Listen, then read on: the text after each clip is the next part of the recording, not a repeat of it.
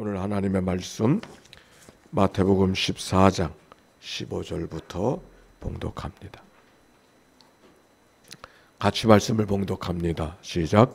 저녁이 되매 제자들이 나와 이르되 이곳은 빈들이요 때도 이미 저물었으니 우리를 보내어 마을에 들어가 먹을 것을 사 먹게 하소서. 예수께서 이르시되 갈 것 없다. 너희가 먹을 것을 주라. 제자들이 이르되 여기 우리에게 있는 것은 떡 5개와 물고기 2마리 뿐이니이다.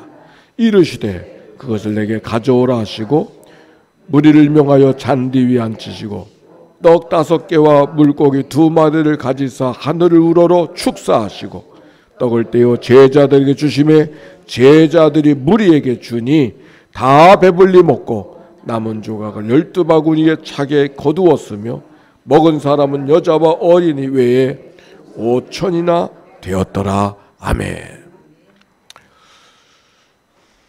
오늘도 하나님의 초대 가운데 나오셔서 예배하는 모든 이들 하나님의 은혜와 축복이 가득하시기를 축복합니다.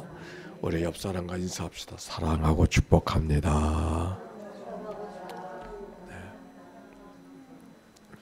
이상기후로 온 나라가 몸살을 앓고 있는데 대낮에 행인을 마구 죽이는 엄청난 있을 수 없는 일들이 온 나라가 패닉 상태로 갔습니다.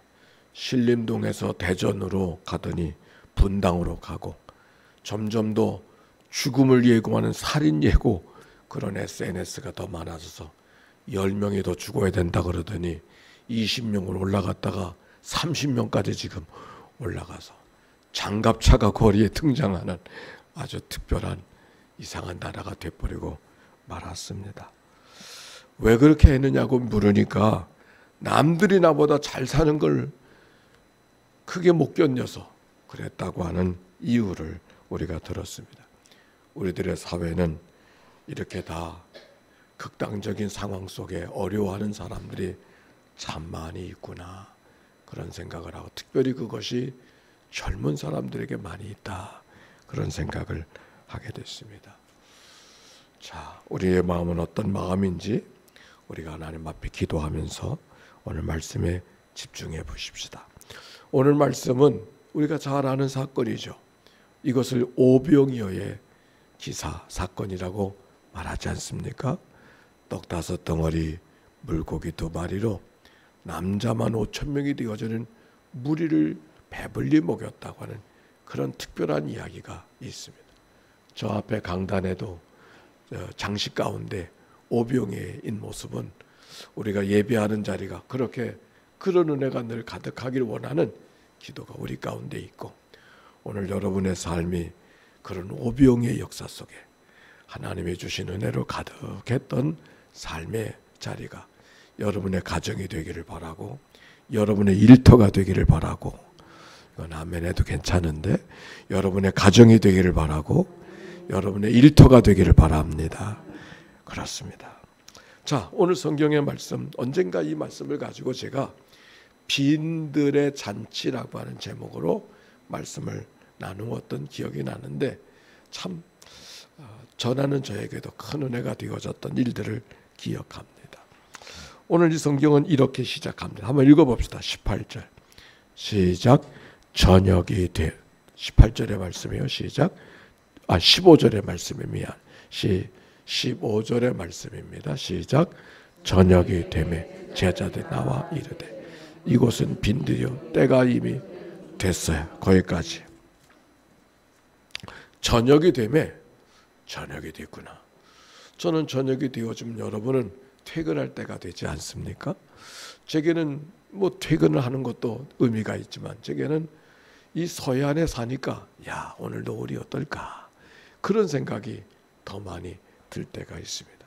그런데 오늘 성경 속에 이 저녁이 됐다고 하는 이 이야기 속에는 예수님은 예수님의 생애 속에 가장 큰 위기를 경험하는 시간이 이 시간입니다. 우리는 예수님의 일대기를 알고 있으니까 예수님은 이보다 더 큰 일도 있으니까 그게 무슨 위기일까 이런 생각이 들지만 그러나 그 시대를 살아가는 특별히 그 삶의 한 복판에는 예수님께 저녁이 되어졌다. 더욱이 예수님은 지금 배를 타고 먼 곳으로 떠났다고 하지 않습니까? 이 앞에 어떤 사건이 있었느냐면 헤롯 가문에 헤로디아라고 하는 사람이 있었는데, 이 사람이 이 사람 저 사람 결혼해서 빌립과 결혼했다가 또 안디바와 결혼하고, 그래서 불륜을 저지르고 있었어요. 그런데 이것을 세례 요한이 가만히 있지 못하고 백성들이 고발을 한 거예요. 그래서 결국은 감옥에 가두게 되어지고, 감옥에 가둔 그 세례 요한을 헤로디아의 청으로 죽이는 사건이 벌어졌어요. 여기 많은 무리들이 예수님을 따라왔다 그러지만 이 무리들은 예수님을 따르던 무리가 아닙니다. 원래는 세례 요한을 따르던 무리였어요. 그런데 세례 요한이 헤롯에게 죽임을 당했다. 세례 요한의 그 무리들이 어떤 무리들이겠어요? 어떤 마음이었겠어요? 지금 그들이 예수님 앞에 다가오는 거예요. 오죽하면 예수님이 지금 그 무리들을 떨쳐내고 다른 곳으로 배를 타고 갔겠습니까? 여기 무리들은 다소곳이 말씀을 들으려고 온 사람들이 아니에요. 어쩌면 예수님이 한마디에 폭동을 일으킬 수 있는, 요한복음의 요 똑같은 사건을 다루는데 세례 오병의 역사를 경험했던 그 무리들이 예수님을 왕으로 삼으려고 했다고 하는 말씀이 요한복음에 기록이 되어져 있어요. 여기 무리들은 저 광화문에서 데모하는 무리들과 별로 다를 바가 없는, 뭔가 정치적인, 뭔가 의도적인 의도를 갖고 지금 예수님을 따르는 사람들이 바로 그 사람. 예수님이 그 무리들 앞에서 어떤 일을 행해야 될까? 저녁이 됐어요. 돌아가지 않은 무리들. 더욱이 제자들이 이렇게 말해요. 빈들이여 날이 저물었으니 그들을 보내어 먹을 것을 얻게 하소서. 뭔가 제자들이 예수님의 마음을 헤아려서 그 백성들이 그 제자 그 무리들에게 뭔가 해결해 줘야 될 일들을 찾지 아니하고 오히려 당신께서 해결하라고 하는 그런 이야기가 오늘 성경 속에 기록이 되어져 있는 거예요. 예수님이 이렇게 말씀하셨어요. 너희가 먹을 것을 주라. 우리에게 가진 것이 떡 5덩어리, 물고기 2마리뿐입니다. 뭔가 할 수 있는 일이 아무것도 없다는 제자들의 얘기였어요. 그런데 예수님이 어떻게 하셨습니까? 그들을 향하여서 다 같이 합시다. 그것을 가져오라.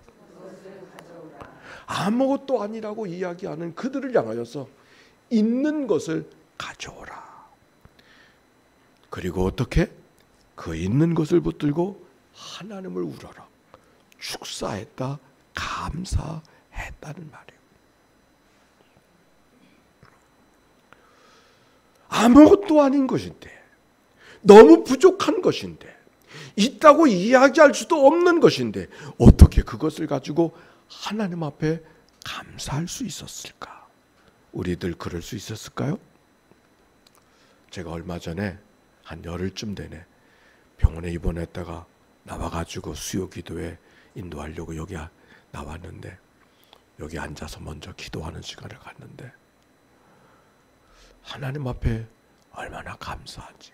무엇이 감사했냐면 고개를 들 수 있다는 게 감사한 거예요.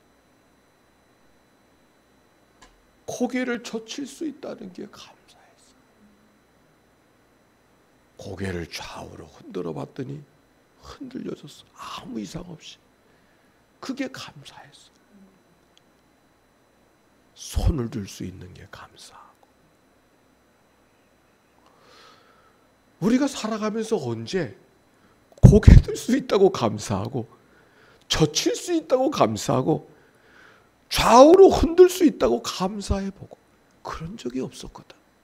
그런데 그날은 고개를 아픔 없이 들 수 있다는 게 감사, 젖힐 수 있는 게 감사, 흔들 수 있는 게 감사.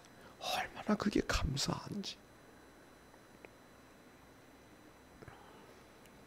올해는 가평 필그림 하우스에 가서 한 주간을 지나고 왔지만 작년에는 저 제천에 베론 수도원이 있어요.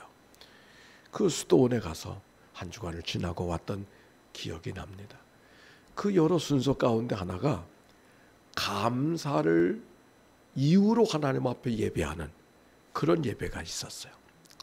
그래서 둘러앉아서 이 시간은 다른 것은 생각하지 말고 감사만으로 하나님 앞에 예배하는 그런 시간이었습니다. 그렇다고 떡 한 덩이가 손에 쥐어진 것도 아니고, 그렇다고 과일 하나가 손에 쥐어진 것도 아니었어요. 무리가 앉아 있다가 여러분 감사로 하나님 앞에 예배하십시오. 그러고 밖으로 내보냈어요. 둘러 앉아 있다가, 의자에 앉아 있다가 저도 그 무리 속에 나가야 되는데 앞에 앉아 있다가 뒤로 돌아서 의자를 붙들고 서 있는 그 자리에서 한 발짝도 움직이지 못하고 하나님 앞에 감사를 하기 시작했어요. 서 있음을 감사하고, 보고 있음을 감사하고, 들려지는 소리에 감사하고, 호흡하고 있음에 감사하고, 느껴지는 향기에 감사하고, 푸른 하늘이 있음을 감사하고, 구름이 떠 있는 것이 감사하고, 푸른 풀밭이 감사하고, 그 풀이 나를 향하고 있음을 바라보고 감사하고. 저는 그날 몇 가지를 하나님 앞에 감사할 수 있는가, 너무 그 감사가 감격스러워서 훗날 그 저녁에 적었습니다. 33가지 하나님 앞에 감사의 이유가 서 있는 자리에서만 감사할 수 있었어요.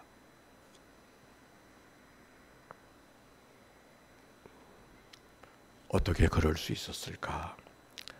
아무것도 없음이 바로 모든 것을 감사할 수 있는 시작이라고 하는 것을 우리가 기억해야 할 것이요. 아무것도 없는 자리가 오히려 모든 것을 가진 자로 고백할 수 있는 자리가 그 자리라고 하는 것. 왜? 아무것도 없음을 고백하는 그 자리가 하나님이 함께 하시는, 하나님이 하나님이심을 드러낼 수 있는 자리가 되기 때문입니다. 욥의 고백을 생각했어요. 어떻게 욥이 그 모진 고난 속에서도 어떻게 욥의 신앙을 지킬 수 있었을까? 시작은 욥기 1장 21절에 있었어요. 내가 모태에서 알몸으로 나왔은즉 또한 알몸으로 그리로 돌아갈지라. 주신 자도 여호와시요 거두신 자도 여호와시니 여호와의 이름이 찬송을 받으실지로다. 알몸으로 아무것도 아닌 자로 이 땅에 시작되어졌음을 고백했던 욥이었기에 모진 고난 속에서도 믿음을 지켜 살아갈 수 있었죠. 그래도 욥에게는 해결되지 않은 문제가 있었습니다. 하나님, 내가 그래도 이만큼 죄를 이만큼 고통을 고통을 당할 만큼의 죄가 없지 않습니까? 내가 언제 이렇게 하나님 앞에 대놓고 죄를 범했습니까? 적어도 이 고난은 아닌 것 같습니다. 하나님 앞에 묻고 있었어요. 다시 하나님이 그 욥에게 어떻게 찾아가셨습니까? 욥기서 38장에 보니까 이렇게 말해요. 내가 땅에 기초를 놓을 때 너 뭐 했니? 내가 땅에 기초를 놓을 때 너 뭐 했니? 욥은 아무것도 아닌 자라고 하는 것을 다시 확인해 주는 거예요. 비로소 욥이 고백합니다. 주께서 못하실 일이 없사오니 무슨 계획이든지 못 이루실 일이 없는 줄로 아오니 내가 무지한 말로 하나님의 이치를 가리웠습니다. 내가 깨닫지 못하고 이 말 저 말 해댔던 것을 자복합니다. 욥기서 42장에 그렇게 고백하고 있어요. 하나님 앞에 아무것도 아닌 자라고 하는 것을 고백하는 그 시간이 하나님이 하나님 되시는 시간이요. 바로 그 시간이 고난 속에서도 하나님을 의지할 수 있는 시간이 되었음을 욥을 통해서 발견합니다. 어제 나누었던 말씀이 시편의 말씀입니다. 시편 8편 1절의 말씀 다 같이 해볼까요? 여호와 우리 주여. 다 같이 따라서 하세요. 여호와 우리 주여. 주의 이름이 온 땅에 어찌 그리 아름다운지요. 우리에게 다 익숙한 말씀이잖아요. 어제 그 말씀이 어제 같이 나누었던 말씀이요. 그런데 그러면서 주의 영광이 하늘을 덮었습니다. 그런데 말씀을 묵상하면서 어떻게 시인은 하나님의 영광, 하나님의 위대하심을 그렇게 찬양할 수 있었을까? 그런데 3절에 이런 말씀이 기록이 되어져 있어요. 주의 손가락으로 만드신 주의 하늘과 주께서 베풀어 주신 별과 달들을 내가 보니. 저는 그 말씀을 묵상하면서 소름이 끼쳤어요. 여러분, 하늘의 달과 별들을 언제 볼 수 있어요? 보고 싶다고 보는 게 아니죠. 어둠이 찾아왔을 때만 달과 별들이 보이는 것이죠. 오늘 시인은 달들을 보았기 때문에, 별들을 보았기 때문에 하나님을 찬양하는 것이 아니라 어둠의 한복판에서 아무것도 볼 수 없는 그 자리에서 달과 별들을 보고 있음을, 그가 하나님을 높이 찬양하고 있으니 어둠의 한복판에서 였음을 발견할 수 있었습니다. 오늘 이 말씀 속에 우리는 우리의 삶의 영적 패턴을 발견할 수 있어야 돼요. 시편에 많은 찬양 소리가 있지만 시편의 찬양은 찬양할 거리로부터 찬양이 시작되지 않았어요. 탄식으로부터 하나님을 찬양하고 있으니 그게 시편의 모든 노래예요. 아들에게 쫓겨나는 다윗, 정말 비참해도 그렇게 비참할 수 없는 그 자리에서 오히려 하나님을 발견하게 되어지고, 내가 할 수 있는 것이 아무것도 없다고 여겨지는 그 자리가 하나님을 비로소 발견하는 자리고, 하나님을 발견했을 때 새로운 소망, 새로운 찬양, 새로운 영광을 드러냈던 이야기가 시편의 이야기예요. 아니, 그것이 오늘 오병이어의 역사이죠. 오늘 여기 성경에 보면 그들이 배불리 먹고 남은 조각이 12바구니라 그랬어요. 12바구니가 많은 거예요, 적은 거예요. 많게 보이는 사람은 많은 거고 적게 보이는 사람은 적은 것이죠. 누가 많게 보고 누가 적게 보는가? 욕심 많아서 무리들 5,000명의 그 무리들이 봤을 때 12바구니는 있는 게 아니에요. 있는 게 아니에요. 부족하기 짝이 없는 거예요. 그러나 아무것도 없음을 경험했던 그들에게는 12바구니는 오늘 베풀어 주신 하나님의 은혜가 무엇인가를 기억하게 하는 하나님의 특별한 은혜의 증거가 되고 있는 것이죠. 오늘의 은혜. 저는 우리가 어떻게 하면 인천국제공항이 행복한 일터가 될 수 있을까? 일이 적어지면 행복해질까? 일하는 사람들이 더 많아지면 행복해질까? 아마 그렇지 않을 거예요. 오히려 우리의 삶의 환경이 어떠하든지 오늘 내게 베풀어 주신 은혜가 무엇인가를 헤아려 찾는 사람, 발견한 사람들만 우리가 행복한 일들을 경험하고 살아가게 될 것입니다. 오늘도 아무것도 없는 자리에서 있다고 여겨질 수 없는 그것을 붙들고 하나님 앞에 감사했을 때 오병의 역사가 나타났듯이 오늘 우리 모두에게도 오늘의 은혜를 발견하고 하루하루를 살아 행복한 여정을 걸어가는 모두가 되시기를 주의 이름으로 축원합니다. 기도합시다. 찬양합니다.